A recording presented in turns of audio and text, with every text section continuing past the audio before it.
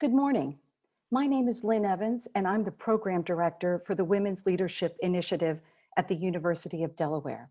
I am honored to welcome you all here today for the fourth in our series, Leadership in Times of Crisis. Today, Communicating with Impact. This series has grown tremendously over the 3 weeks that we've been on air, And we want to welcome all of you from multiple countries. For those of you who have joined us for this series, and we hope for upcoming. But I also want to take this opportunity to thank our sponsors, local organizations in our community that have stepped up to sponsor this work. So thank you to Delaware Business Times, WAWA, and the Delaware Prosperity Partnership for your sponsorships. If you or your company would like to sponsor us going forward, please reach out to us for more information. We hope that you'll continue to engage with us. And that's our thank you to our sponsors. We hope that you will continue to engage with us for the next 2 webinars, or please go back online and visit our website and hear the replays of this and previous webinars. And as a reminder, I want to make sure that you're aware that we are all using Zoom. The Zoom webinar means that you can see the panelists, but your audio and your video are turned off. However, we have opened up the chat room, and we encourage you to give us your opinions, your comments, your advice. We welcome that you would share those with everyone. But please note that the default is for panelists only. So if you would like to share your comments with everyone, choose Chat with Everyone. And a reminder, we will continue to compile the comments in the chat room. They're terrific. So don't worry if you miss any of the information as it goes by. We will compile that and get that right out to you. The chat room is now open, so don't wait to jump in. Please contact us right away. I am very, very excited about today's webinar series. As our team put this together, one of the most important topics that we thought we could address is effective communication. Whether you are the leader of people or of ideas, what you say and how you say it is the key to success. But yet, when you think about the skill sets that we use every day, is there any other that is fraught with as many variables or as many ways to go sideways? With the current global pandemic, we find ourselves trying to communicate via Zoom or perhaps by phone only without access to the nonverbal cues that we are used to having at our beck and call. For corporations and organizations, the ability to communicate, especially in times of crisis, may be the difference between success and possibly not surviving at all. And little did we know when we organized this series that the communications we receive every day and how we process that information, whether it's from elected officials, public health officials, our doctors, employers, that it literally would impact every aspect of our lives. And we are therefore honored to have 2 experts with us here today. Dr. Dannagal Young is an associate professor of communications and political science at the University of Delaware and is a distinguished research fellow with the Annenberg Public Policy Center at the University of Delaware, the University of Pennsylvania. Her latest book, Irony and Outrage, examines satire and outrage as the logical extensions of the psychological profiles of liberals and conservatives. And in an unexpected twist, Dana is also an improvisational comedian who performs regularly at Comedy Sports, Philadelphia. We also are thrilled to have Barbara Roche with us today. Barbara is an executive coach who, after many years as an organizational consultant, launched her own company in 2005. She is best known for helping professionals become more effective communicators and is the author of Commit to Confidence, 30 Strategies to Help Women Step Up and Stand Out. And for many of you, You know Barbara as the co-founder and instructor at the Women's Leadership Forum. There are countless women who have attended the Leadership Forum and credit Barbara for helping to propel their careers forward. And we welcome Barbara as well. And so as we get started this morning, we'd like to hear from Dana and Barbara with a short overview of their work, and that will set the stage for our conversation and your questions. And with that, I will turn it over to Dana. Thank you so much, Lynn. I am so excited to be here, and I wanted to thank the Women's Leadership Initiative for this invitation. I think any opportunity to talk about communication and bridging various divides is imperative. We talk a lot about how these are unprecedented times, largely because we are in the midst of a global pandemic. But I just want to say we're also in unprecedented times in terms of the political landscape that we're living in right now. And maybe some of you have some personal experiences that speak to this political divide that we seem to be living in. I wanted to start with a poll question to make it a bit interactive from the jump here. I'd love to know how you feel about political polarization. I think that we have a poll question that we can ask, if that is up. Let me just see here. So how do you feel about the political divide? Do you think that Americans are too politically divided right now? Do you feel that we are appropriately politically divided? Or do you actually think that we're not politically divided enough? So take a second to answer that. And then I want to use that to be able to sort of jump to a conversation about what political polarization is, what it means, and why it matters. Let's get some of the results in. Take a second to think, reflect on your own experience, see where you think we are with this, and then I'll be able to sort of summarize and jump to the next. So political polarization in the United States is something that people talk a lot about. Maybe people don't necessarily know what it means. Oh, but many of you feel that we are too politically divided. 94% of you are reporting that, thinking that we are too politically divided. So what is political polarization, and what does it mean, and why does it matter? When political scientists talk about political polarization, they're really, generally, they're talking about Republicans and Democrats becoming farther apart on policy issues, right? So it used to be, this research that you're seeing here is from Pew Research Center, which has been obtaining data from Republicans and Democrats and independents for 30 years.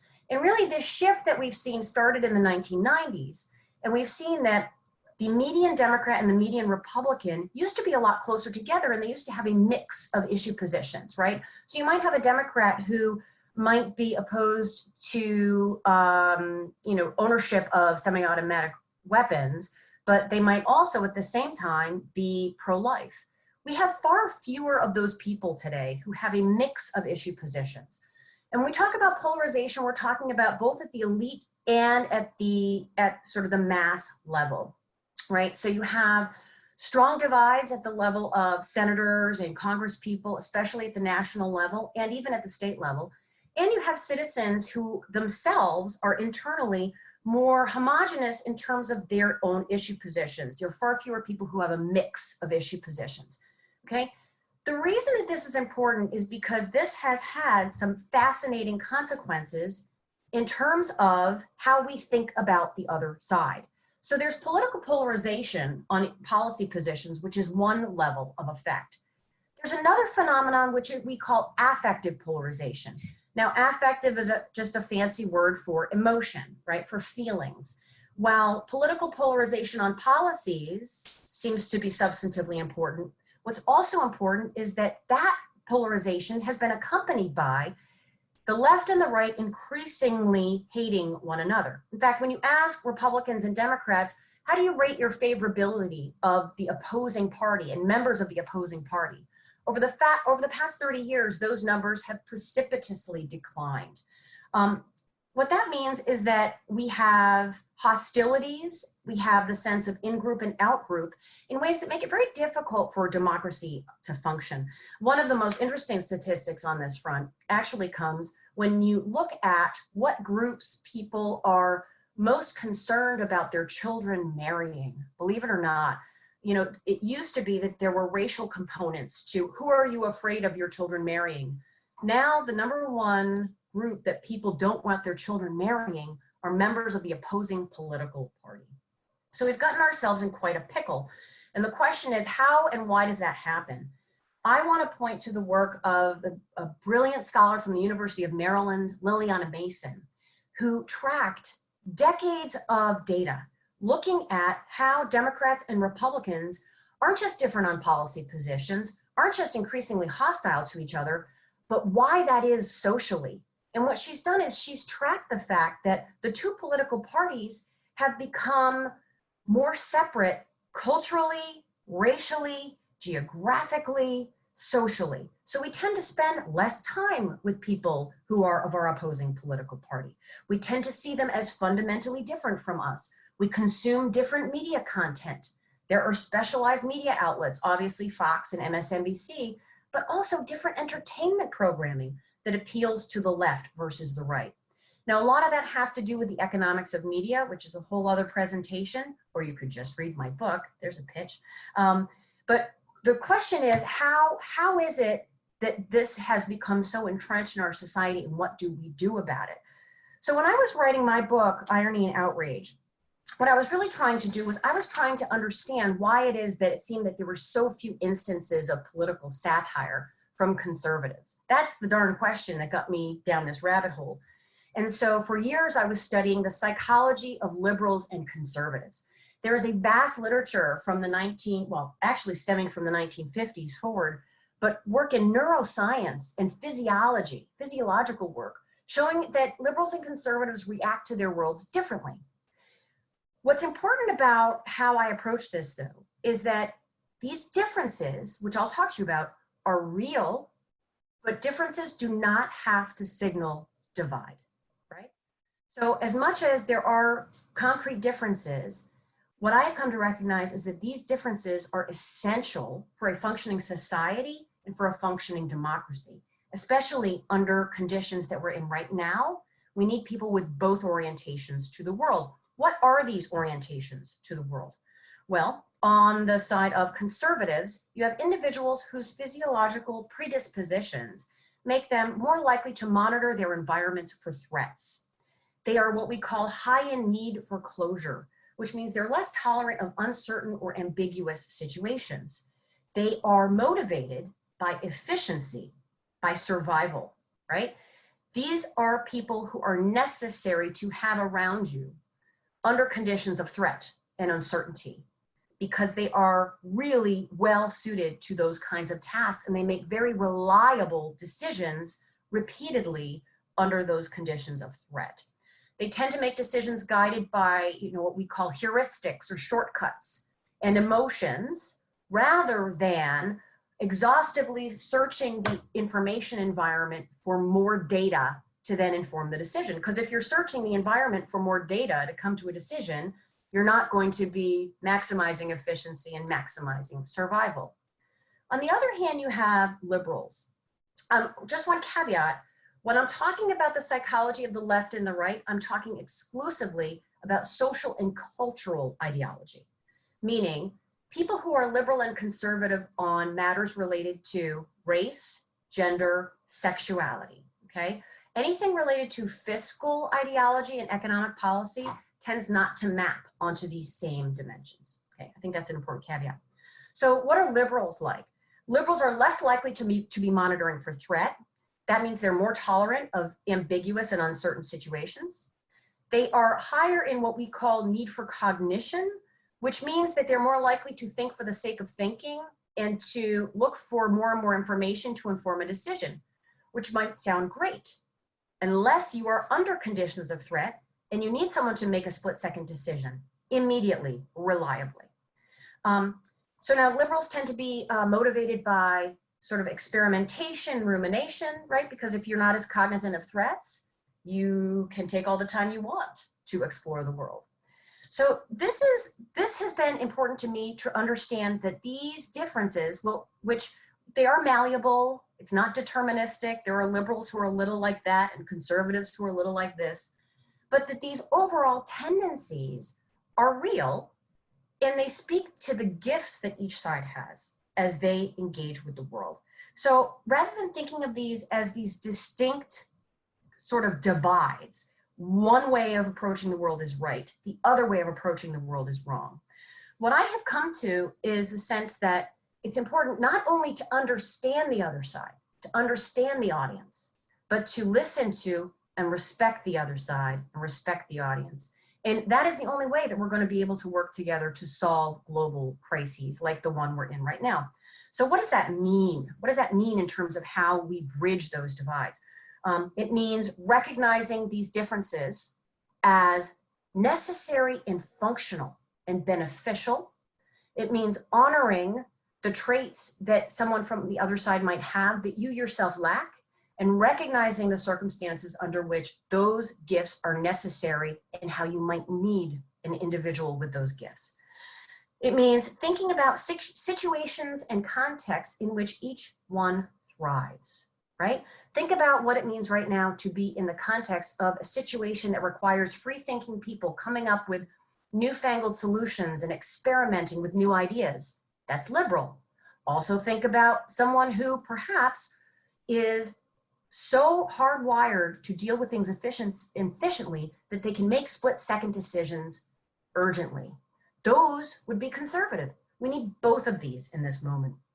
And most importantly, understanding that we need to connect, not as members of political parties, but as social animals and as individuals who all of us desire respect and desire to be heard.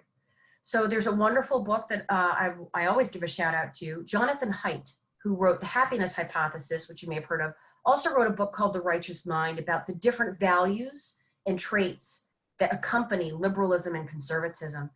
And he has this beautiful hypothesis that really each of us wants to be respected and wants to be heard. And once you develop that interpersonal connection with a human being, amazing things are possible in terms of how you can connect, how you will be able to move that individual or to have them see your point of view and vice versa. So this is all about finding shared values on which we can connect, perhaps as coworkers, perhaps as colleagues, perhaps as family members, but also perhaps just as Americans. So with that, I'm going to stop my share and I'm going to hand it over to Barbara Roche, who's going to help give us some tangible tools and approaches. So Barbara. Thank you so much, Dana. That was wonderful and so interesting. And it made me think of an email I got the other day, which I thought you'd appreciate. It was from a very staunch conservative who was sending it to a group of, I would say, left-leaning liberals. And it said, "I think you're all taking Fauci and Birx too seriously. Please watch this 25-minute video." And what happened was not one person clicked on the video. So it just made me think of what you were just talking about, that there's possibly a better way to communicate. Like perhaps they could have said, please get to mark 11:11 and watch that part of it or something, you know, so to make it more usable. So it just made me think of that while you were talking. Everybody on the call, thank you so much for being here. I'd like to start with the fact that, well, it seems obvious. We're going to go from the 30,000-foot view to the very local view, the one-on-one view, and know that when you are under stress and under pressure, your communication style changes. And we're going to go through that. So I want you to have your chat window open and ready, because I'm going to ask you for your opinion on a few things. But first, let's start with something very, very simple. What we know from the research, especially this book by Herbert Benson, is that you have to take care of yourself first before you try to communicate something important or significant to another person when you're under pressure. And so what I thought we'd start with is an activity here where if you are sitting down, I want to give you a challenge to take 3 deep abdominal breaths that can actually calm the worry center in our brains. Now, this is a kind of breath where if you are up against the back of your chair, when you deep inhale through your nose, see if the ribs in the back can push against your chair back. Now exhale. Now on this next one, try to push the chair away. Now exhale. Now on this third one, how far back can you get that chair? Inhale. Exhale. And you're welcome. So we'll move right on. Know that this is a calming moment so that now you are better prepared to communicate what is so important to you. So what we'll do now in the next few minutes is discuss the 3 A's of communicating with impact. And this goes right into what Dana was saying about how you would talk politically, but this is about anything you care about and you want to get your message across. First, awareness. Second, appreciation. And third, alignment. So this is where I'm going to ask you for some help. We're going to start with awareness. And what I mean by that is not just your surroundings, but the person you are trying to impact, the person you're trying to influence. So we need to care about their style, their preferences, their priorities, not ours, in order to reach them, okay? So here's what I'm going to show you. And if somebody could help me with the chat, that would be great. And here's your first option. If this was the desktop of the person you're trying to communicate with, what is it telling you? And I'm just going to escape so I can get my chat open. And let's just see what you have to say.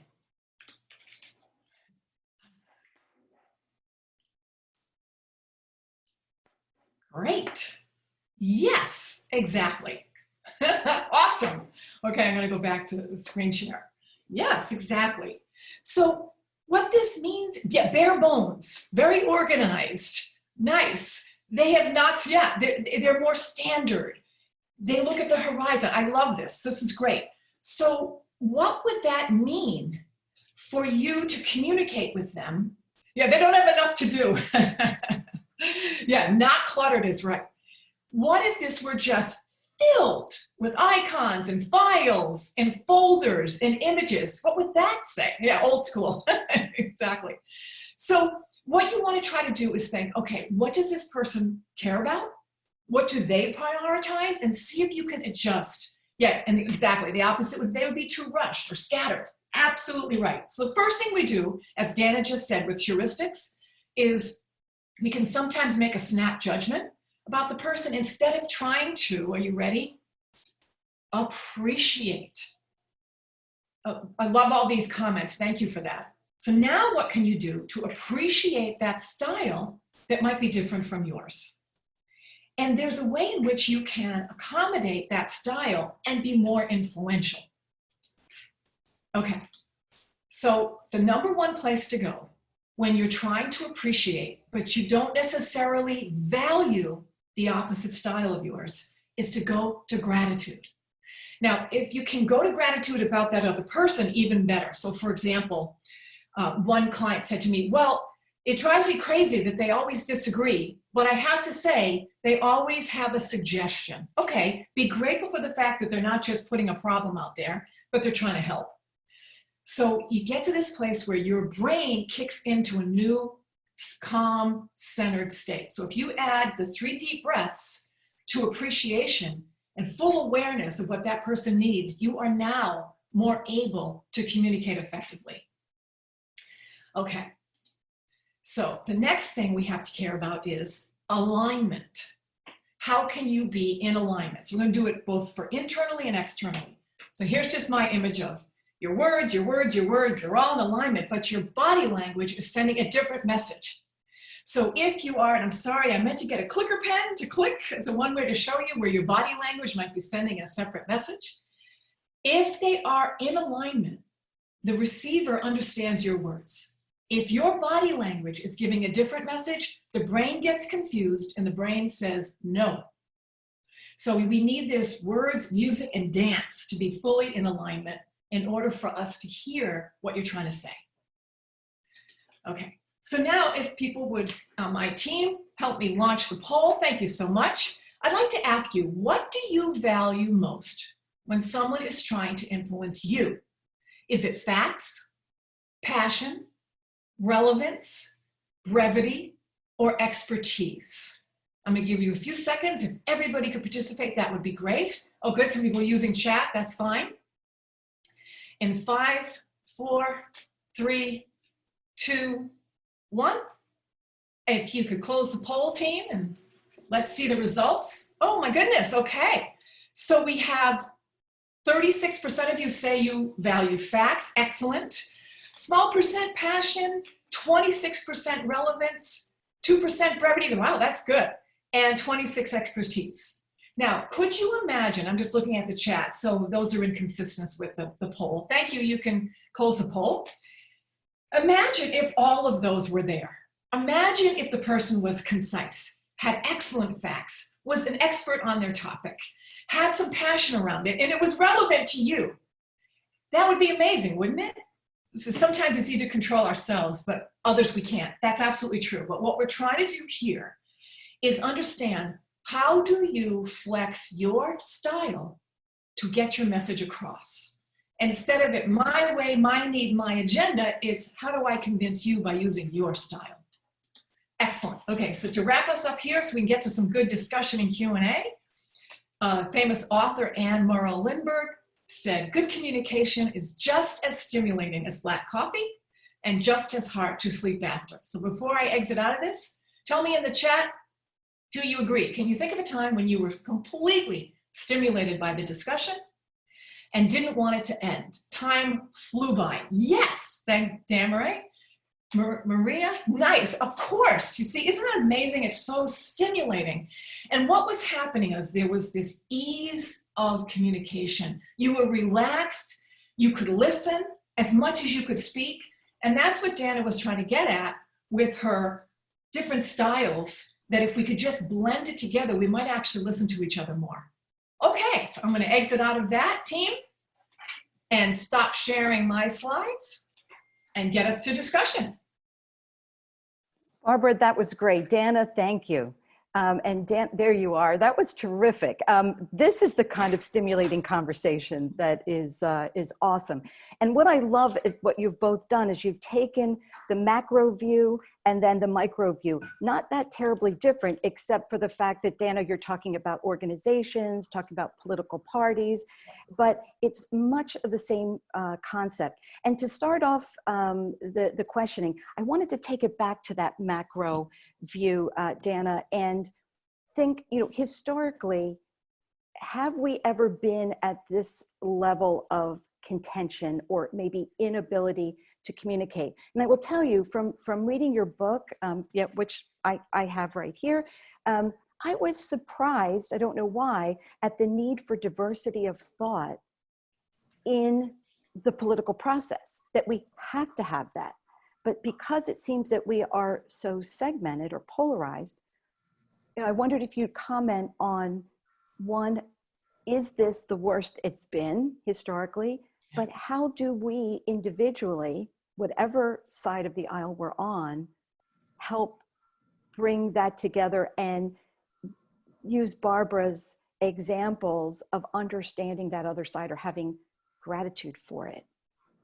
That's a great question. I think, obviously, when we look back in the mid-1800s in the United States, the divides were real and profound, and so real and profound that we were in a civil war.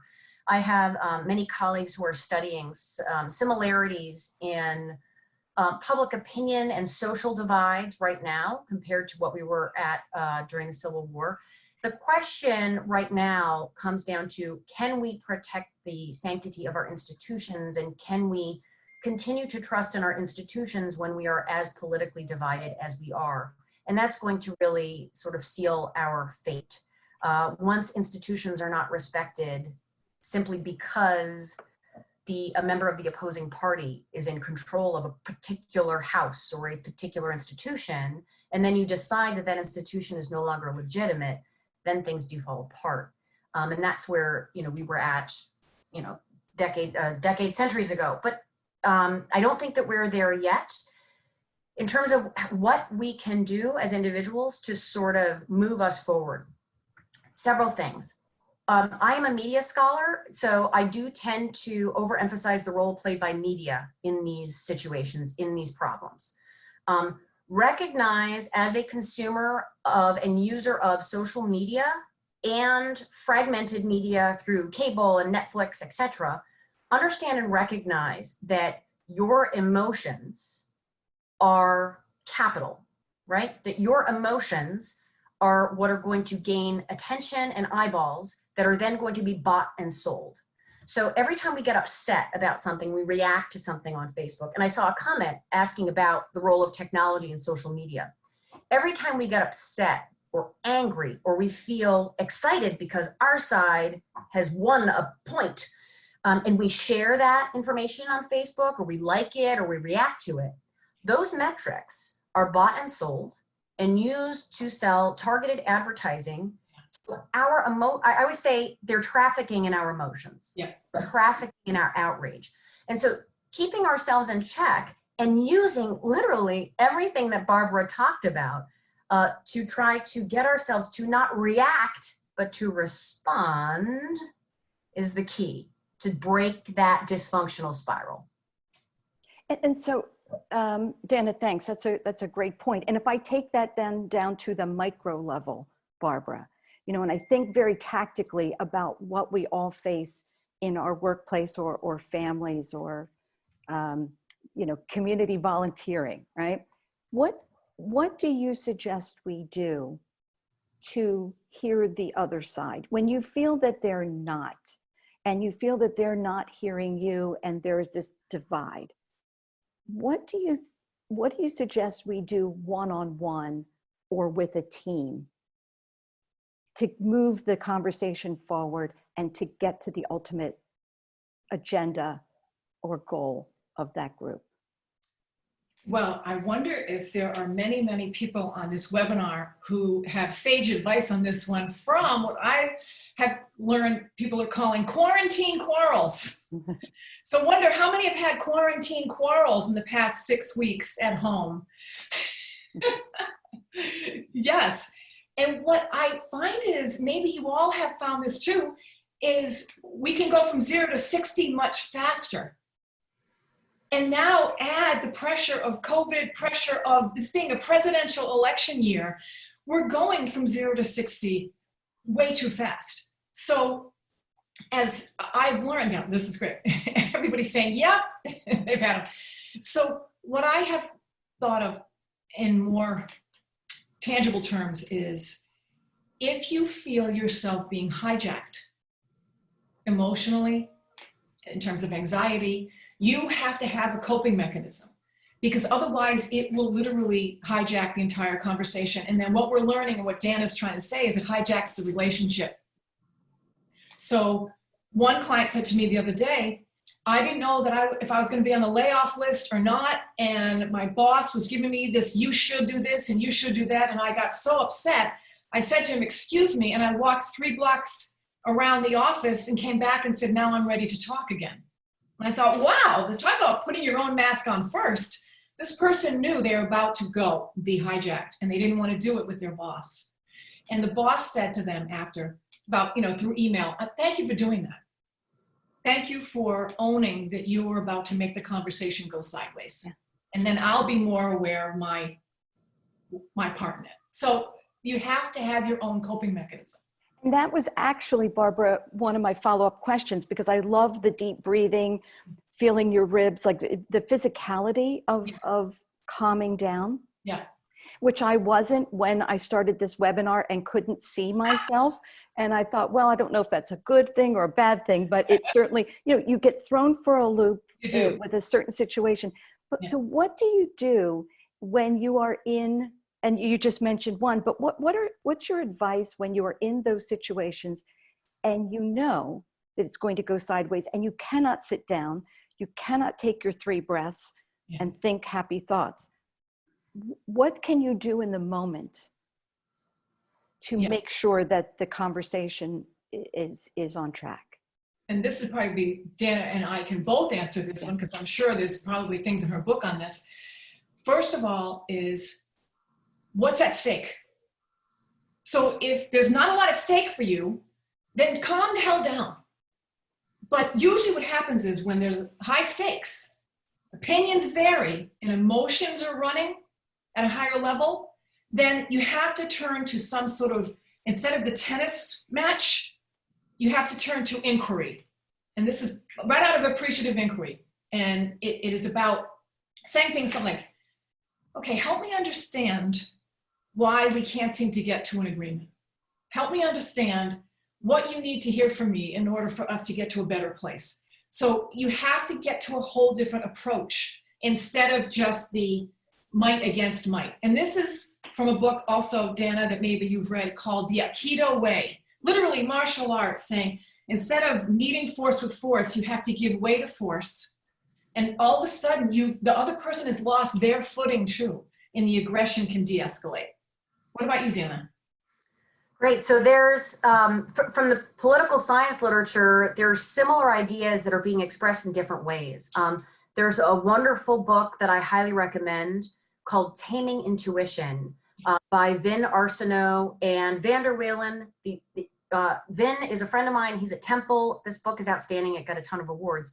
And it basically tries to understand psychologically why it is that we tend to react and not respond, and what we can do to, quote unquote, tame our own intuition.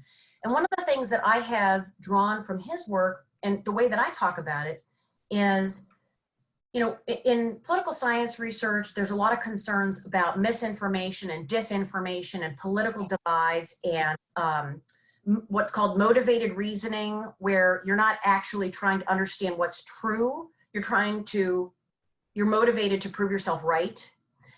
And all of these things are related, right? So the way that I think about it is that we have trained our students and ourselves for years to be critical consumers of information. That's the language we still use. And I actually think that that has gotten us in quite a bit of a pickle. Yeah. Because being critical consumers of information means that we have been trained to doubt everything, to counter-argue everything, and to come at the world with such a profound cynicism that we believe that our sense of what is truth is the most correct sense of what is truth. Right. So what I try to do with my students is I urge them not to be more critical of the information that they're getting, but to be more critical of their own responses and reactions to that information. And filters. Yeah. Right? Perhaps you are not correct, right? If I exercise humility in my judgments at every pass, and if we all did that, everything would be different. So it's not about being critical of the information that I'm getting, about being more critical of myself in my own processing of that information and exercising humility and empathy and compassion and saying, I could be wrong. Yeah. And also, so Dan, you know what? Just add into that. Yeah. The thing that makes all of that challenging is neuroscience. The brain likes to be right. Yeah, yeah. And then if you add angry onto being right, it's a cocktail. You're done. Mayhem and foolishness. And it feels good, right? I mean, a lot of the work out of that literature suggests that anger plus confidence equals optimism. Yeah. The problem is that obviously long-term, that's not functional societally. That's right. So all of the practices that we end up talking about and getting back to are really like Buddhist practices, right? Openness, tolerance for uncertainty, humility, compassion, and you know, it's kind of simple when you get back to it. Well, but here's a good point. I think that is excellent advice. My question to both of you is that are women more naturally inclined to have that type of communication style, stereotypically or generally, or do we feel that we have to adapt to that type of communication style to keep it going? So are women versus men perhaps adapting more? Yeah, I'll just say, just from the political literature, one of the things that is fascinating, there's a great book I just blanked on the name. Respectful Democracy. There's two different names, two different books that are similar.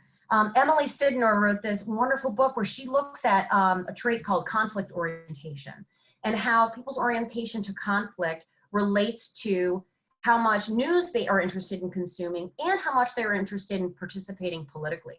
The problem is conflict orientation is correlated with gender. And this is something that probably both a mix of innate and conditioned. Women are socialized to be more accommodating, more avoidant of conflict, right? Whereas men are often rewarded for approaching conflict. But there may also be some biological factors here. The point of it is, because women do tend to have a more conflict avoidant style, that might actually make them better in some ways in terms of not just getting into it, right? And not just reacting. However, the problem politically is that what's more likely is that women then will just, because the political arena has become so filled with discord and become so filled with vitriol, that women then say, this is not a place that I want to be in. And then they step out of it. So my suggestion is to, even if it's uncomfortable, stay in the arena, stay in the forum, and you do not have to succumb to the norms that perhaps the more male-dominated sphere has created, which reward aggression and vitriol. Perhaps you can use your own natural tendencies to change the norms, but you have to stay in the sphere. So there's a famous quote, and I'm forgetting who said it, but you probably all have heard it before, that women run for school board and men run for governor. And this is still part of our entrenched society that we're all trying to overcome. And Wendy even put in the chat this point about that women tend to flex more than men. I want to tell you something about my 15 years of coaching executives. A truly skilled male leader flexes their style beautifully. An unskilled male leader is a B word because they're just too aggressive and too demanding and too selfish. But truly gifted leaders all flex. And secondly, there's such great comments here in the chat about women and changing anger for energy. I love that. Is we can't stop our superpower. Women's superpower is bridging, connecting, making people feel comfortable. That should never go away. So we're not trying to become this Arnold Schwarzenegger Terminator version of a woman, but we do have to find this way to feel really comfortable and confident in our bodies when we are in assertive, aggressive, or what I like here, energetic communication style. And I'll add to that, unapologetic in those approaches. Yes. There are no apologies. No saying I'm sorry for being aggressive here. Or, yeah. Right, or for trying to bridge a divide, or trying to make a connection, or exercising humility and introducing a new communication style in a meeting where perhaps people are yelling at each other. And Yeah. you know, I think that we all could take a step back, and it's possible that every single one of us is both right and wrong. And you don't introduce that apologetically, you introduce it as a state of fact. Yeah. And you know, as I listen to both of you and having had, as our audience has, many instances of this, I wonder if both of you can comment on being prepared for that meeting. Hopefully it's not adversarial. Hopefully you are not being talked over, but invariably that will happen. And so in order to preserve your own style and make your point and be heard, I've often found that if you have what I call something in your back pocket, you are prepared. Barbara, maybe you can comment on what that means to you or how you've coached folks to do that. Yeah, and of course, this is, we took the slide out, but I'll just say it verbally, is there's the difference between ready to present your message and being present. And you can't present your message in a heated room where you're being talked over if you are not fully present. And if you want, I'll turn my screen around so people can see the image I took, but I've been collecting notes from all of my notebooks that I can't throw out because there's confidential stuff in there, so I'm going to have to shred them someday. And one of the things I wrote down from one of my notebooks was, The person who is the most present is the most persuasive. That's my take on all these years of working with women. And so first thing you have to do is go, what am I feeling? Am I spiraling into invisibility? And stop it in its tracks. Because the worst thing you can do is start to hide in plain sight. The last thing we have to remember, Danny, you probably have a lot in this too, is if you are told you're too much or you're shrill or whatever it is, that's just people not wanting you to be fully present and powerful in that moment. Right. And we have to somehow learn to let them say that and not adjust. Because women still get, you're too much when you get like that. And that's a woman trying to keep her place in that meeting. And I think my point on that would be knowing that that may happen. In a perfect world, it doesn't, but we know it often does for men and women, depending on their style.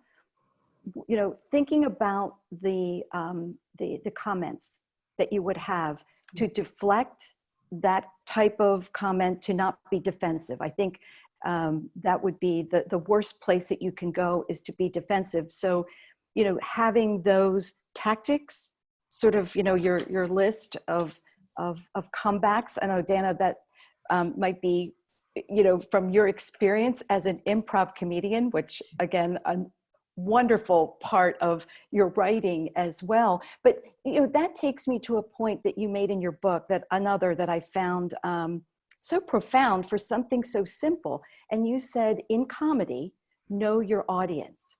But can you comment on that, and Barbara as well, like what that means to you, or how do you know your audience, whether it's one person or it is a comedy club? So a couple things. First, I just wanted to jump back to what Barbara talked about a second ago in terms of some of the strategies. And in terms of individualizing these strategies, if you find yourself in a context in which you're feeling that feeling of frustration, you feel like you're being talked over, you feel like you're being dismissed. Sometimes I feel like my face gets hot. I feel my hands getting sweaty.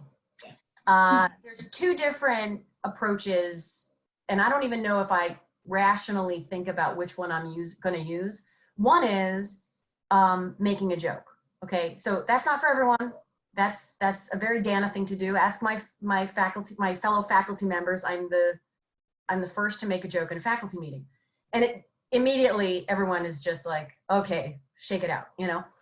The other thing that you can do is you can be really emotionally honest about where you're at. So sometimes I'll find myself getting so frustrated, and I'll just be like, time out. I'm finding myself being feeling very frustrated right now because I feel like what I have said was not heard and is being misconstrued or whatever.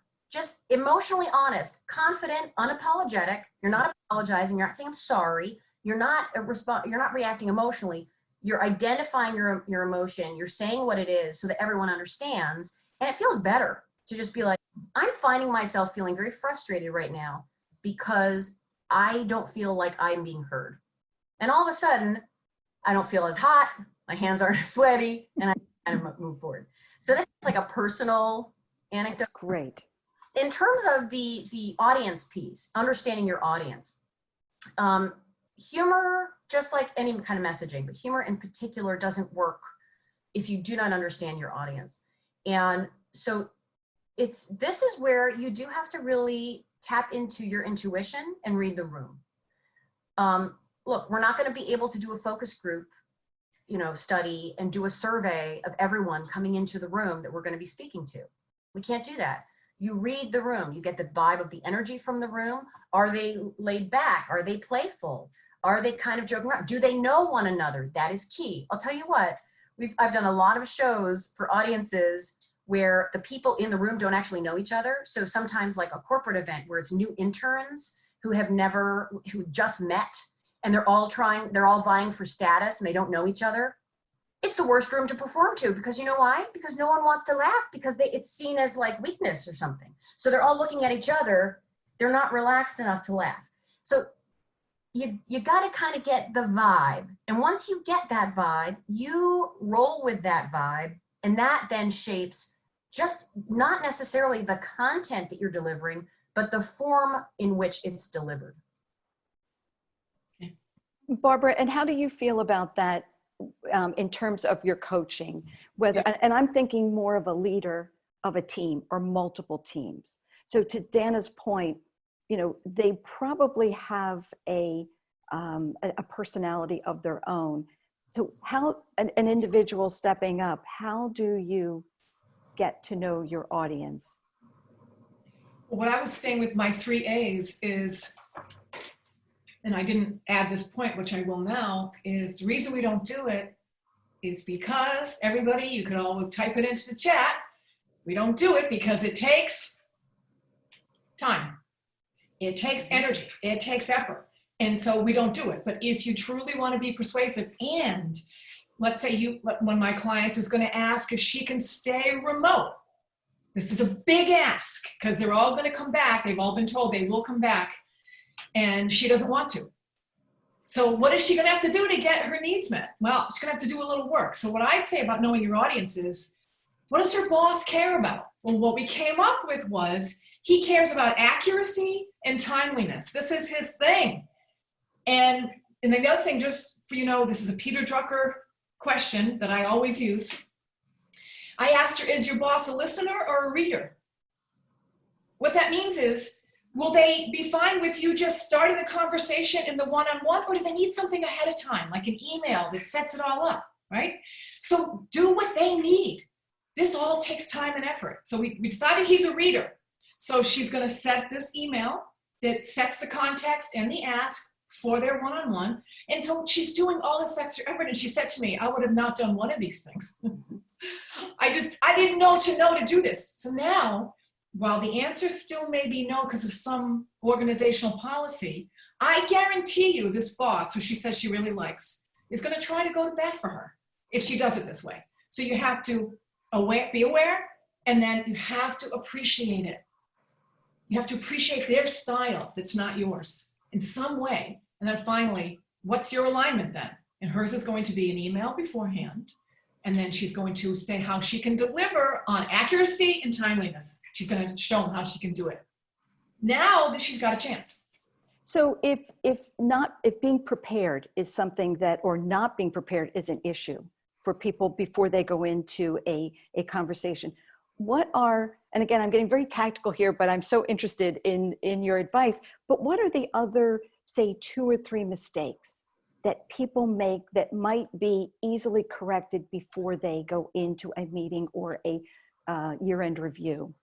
Can I go first, Dana? Yeah. This is your bailiwick. I'm going to take some notes. Number 1 mistake, email or texting or Slack, or how about, don't make that mistake. How about, what's so funny is I said email and my email just popped up. Oh my God, something's going on here with Zoom. So maybe it's voice control. That's number 1 mistake, is sometimes it has to be face-to-face, but it feels awkward, it feels funny, so we go to the safe route. Don't do it. Have the most important conversation face-to-face. And then I would say the other thing is brevity. I think brevity needs to be your goal. Going too far into explanations, which is women are good at, doesn't help. What about you, Dana? I don't know. I think that you've covered it. I think there was actually, if I could pivot, there was a question in chat that I was like, we have to address this. Okay. I forget who asked it. It was the Art Conservation Department said, how do you read your audience and know your audience and make these adjustments when we're all living on Zoom? Yeah. What a Great great question. There have been so many amazing articles that have been circulating about how and why Zoom is so physically exhausting. It's emotionally exhausting, it's physically exhausting, and some people report having like a physiological, like they need to take a nap afterwards.